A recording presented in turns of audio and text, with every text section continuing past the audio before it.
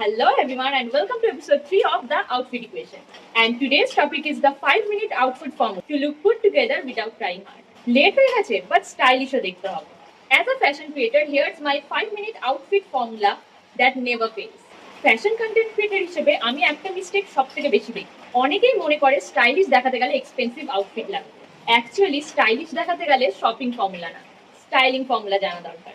Fashion creator হিসেবে আমি একটা জিনিস বারবার বলি, a good outfit is not about wearing more clothes. It's about creating the balance. Step number 1. Start with a clean base.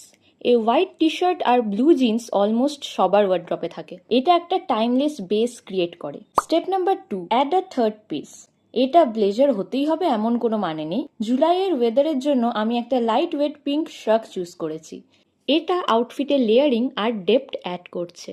শ্রাকটা open রাখার জন্য দুটো ভার্টিক্যাল লাইন ক্রিয়েট হচ্ছে। ফ্যাশনে এটাকে ভিজুয়াল ফ্লো বলে।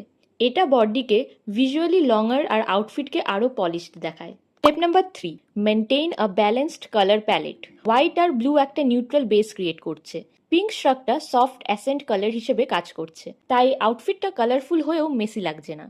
Finally accessories. আমি মিনিমাল জুয়েলারি আর একটা structured bag choose করেছি, কারণ অ্যাক্সেসরিজ আউটফিটকে কমপ্লিমেন্ট করবে, কম্পিট করবে না। Neat hair and fresh makeup often make a bigger difference than buying a new outfit. So, grooming should be as neat as possible. So next time stylish দেখাতে চাইলে ask yourself these questions. Which styling principle do you usually forget? Layering, color balance or accessories? Comment below because I would love to know. And don't forget to save this reel for your next outfit inspiration. Bye bye.